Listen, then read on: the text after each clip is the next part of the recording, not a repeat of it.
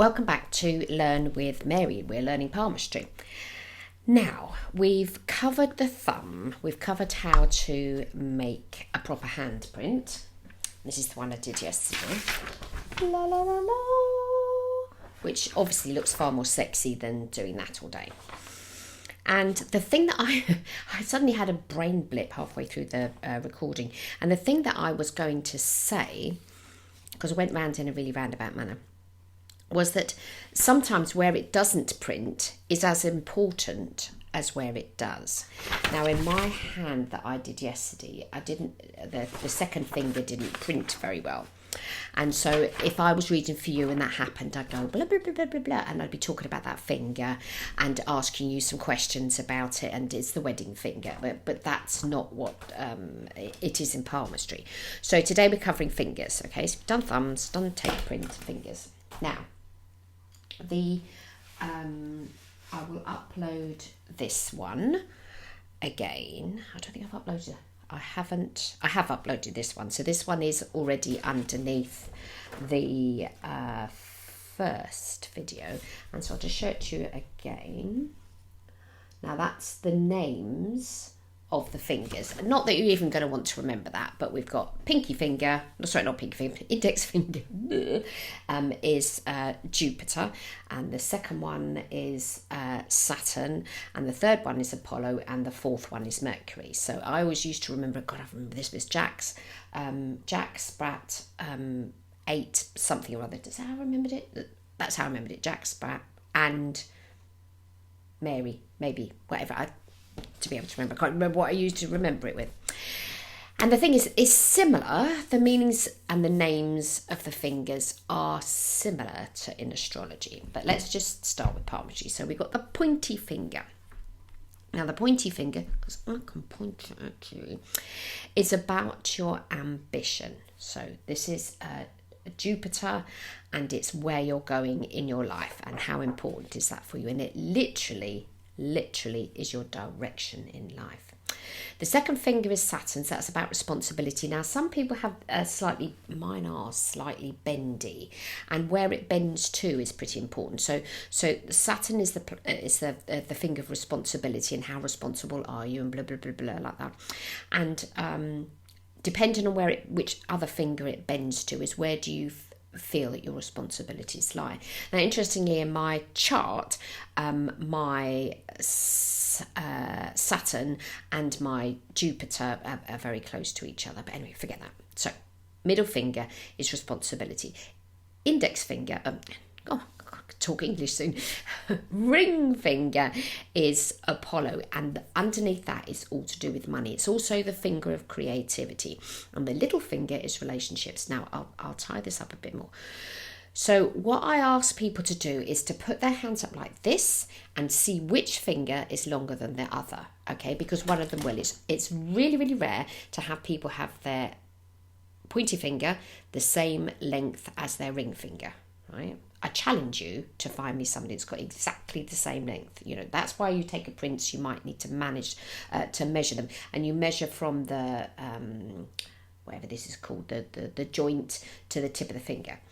Now, because this is the finger of ambition and this is the finger of creativity, if your finger of ambition is shorter than your finger of creativity, what you're looking for in your work is job satisfaction.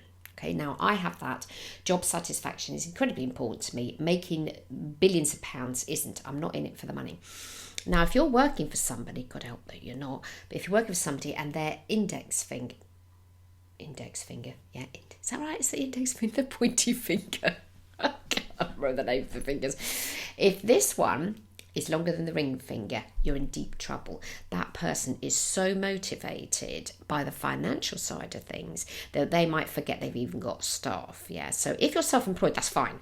But if your manager, so I'm not saying you, but if you have a manager that has that, they're not going to be interested in you too much as you as a person.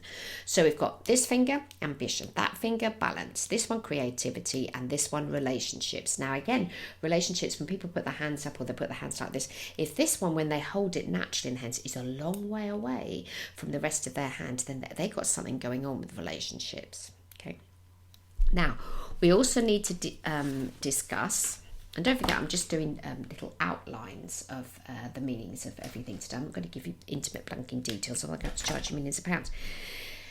There are 3 or 4 major types of fingerprint pattern. Now we're going to discuss this one first, and it looks like that. And I'll give you a guess what that one's called. The whirl. Okay. Now, the whirl pattern shows an individual way of doing things, not wanting to take orders from other people, and being pretty self-motivated. If you have that on your index finger, which is the finger of ambition, then you need to be self-employed. If you're employed, you are going to be Mr. or Ms. very unhappy. Excuse me, I just got blowing nose. Without doing loads of gardening. So you have to excuse me not looking too professional today, because I'm going back out to the garden in a minute. I'm just doing these just to help you out. So, well, on this finger of ambition, you don't want to be employed by somebody, and if you are, you'll be pretty unhappy.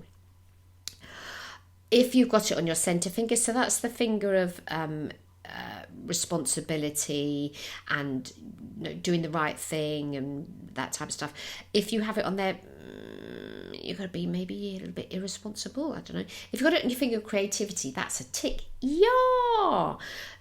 You will be terribly, terribly creative if you've got the whirl on the finger of creativity. If you've got the relationship finger, then again, you won't want to be told what to do by your partner. So you need to keep these things in mind.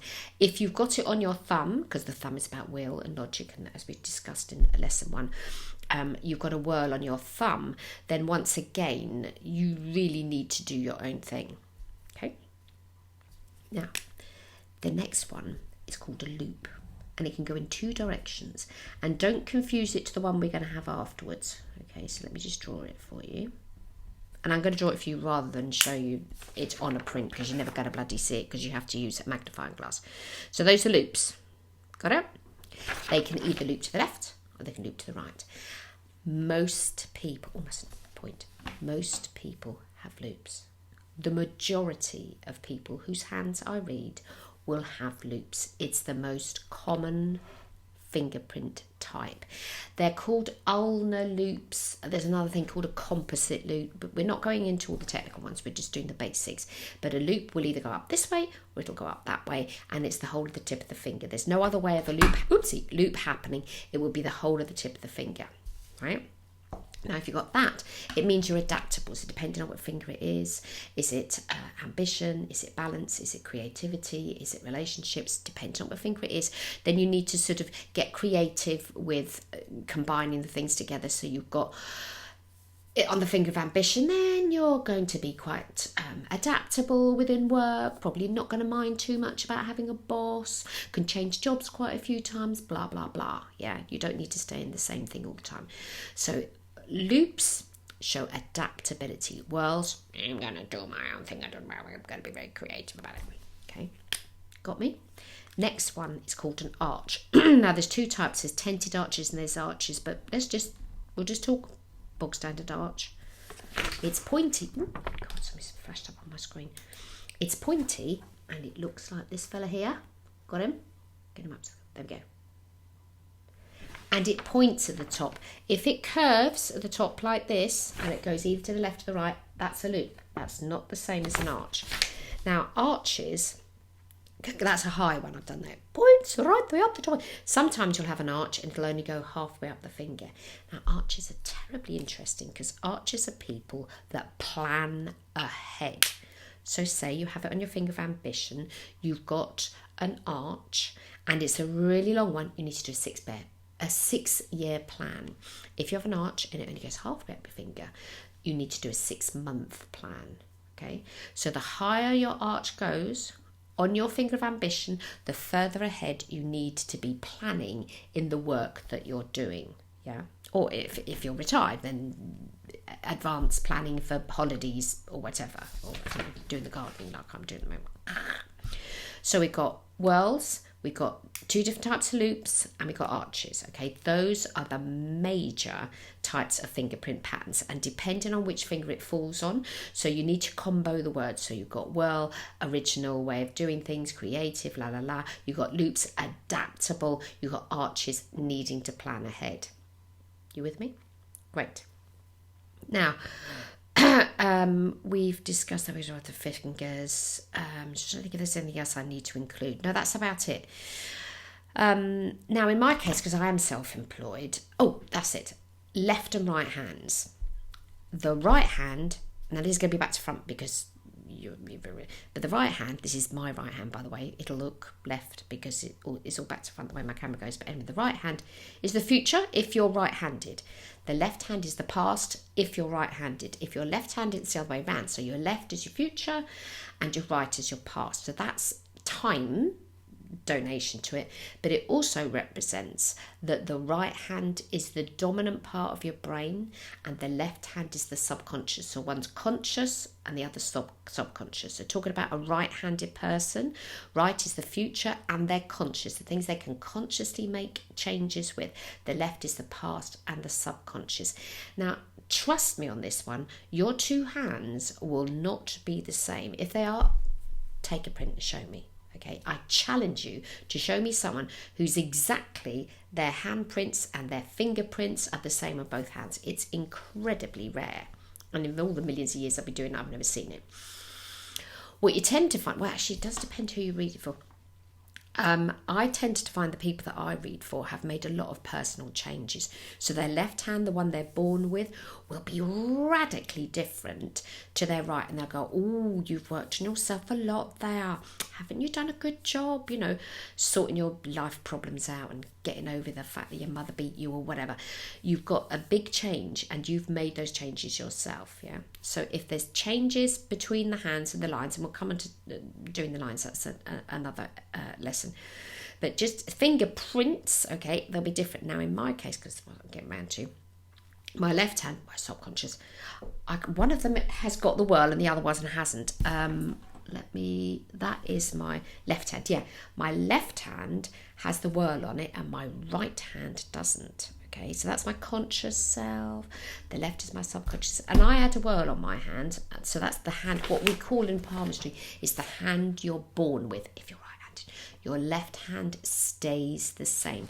It's very rare. It's not impossible, but it's much more rare for the lines and all the other stuff to change. Now, your fingerprints can't change. Praise the Lord, otherwise the police be out of business. But your lines can change. And in my case, in my subconscious hand, I had a whirl. I should be self-employed. I completely ignored that. But as I told you in lesson number 1, I was self-employed as a palmist, and I read playing cards and did palmistry when I was 18. But what I didn't learn how to do, because I was brilliant, and that still am, I'm so modest, I had no idea how to make a living out of it. So consequently, A, I wasn't charging enough for the customers, and B, I just wasn't charging enough. I couldn't pay the rent. I only charged £5 for a reading. How many readings you got to have in a week at £5 to make enough money to pay your rent? I think my rent at that point in time was something like £20, so I'd need to see a minimum of 4 people. Well, I didn't manage to see that many people because I wasn't really advertising. Where would I advertise? Little notices, news agents, God knows. Word of mouth. I didn't do any functions then, nothing. So I very, very quickly ran out of money and had to get a job in a shop. Subconscious. So when I did become self-employed once again, in my 30s, I very, very quickly learned how to be self-employed. Now, I'd already learnt my craft because I'd spent millions of years doing it in people's kitchens and at parties and stuff. I used to do that a lot, actually. I'd go to a party and everybody would be chatting. And I'd end up in the kitchen being, oh, can I read your hand, please?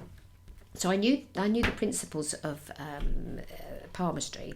And in fact, I was a member of an organisation called the Society for the Study of Physiological Patterns, the SSPP. I think they've changed their name now, but I joined them when I was 18. SSPP, a society, because I was good. I had to read for the bloke who ran the place and was like, oh, you're good.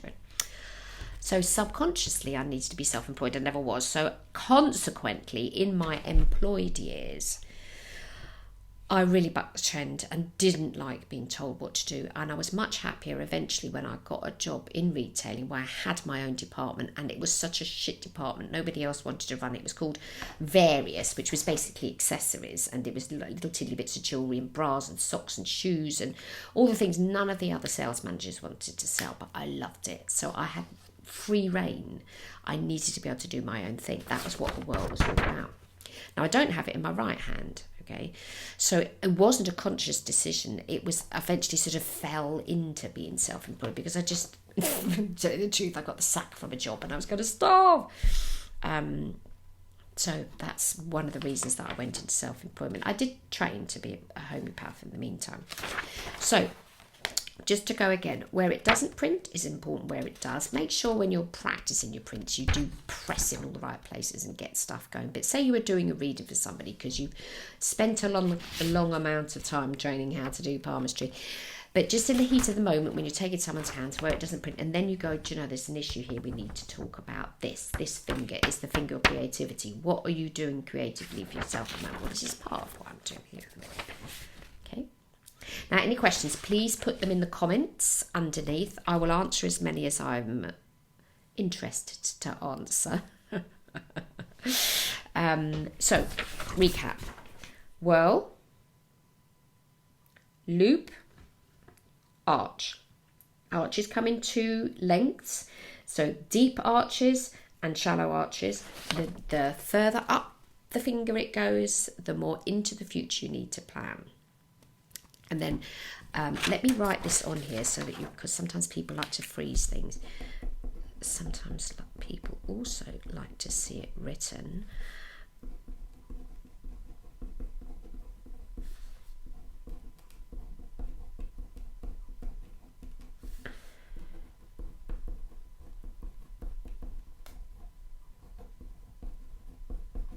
There we go. Right, so you can freeze this.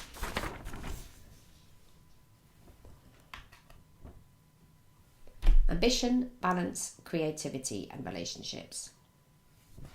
And again, as I was saying in lesson number 1, when we were just talking about the thumb, depending on where you wear a ring is also important. Yeah, I've noticed that a number of men will wear a ring on their little pinky finger, and I'd be out the door if I saw that.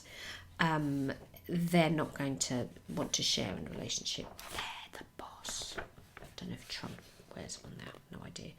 And sometimes very, very, very, very rich people, where money's more important to them than relationships, will wear a ring on there. It isn't a natural place to wear a ring on the little finger. So apologies if you do it, but you need to be questioning why. Yeah, because that's the finger of relationships. And Auntie Maria's advice, if you've got that, make your ring a bit bigger and wear it on your ring finger. Yeah, because that's your finger of creativity. You don't want to be blocking a relationship. Yeah, I have seen people and they wear rings on every finger, sort of like a fashion thing. That's okay if you take them off at night, but if you go to sleep, whatever ring you go to bed in, literally will be embedded into your subconscious or your conscious, just yourself. So be aware of where you're wearing rings.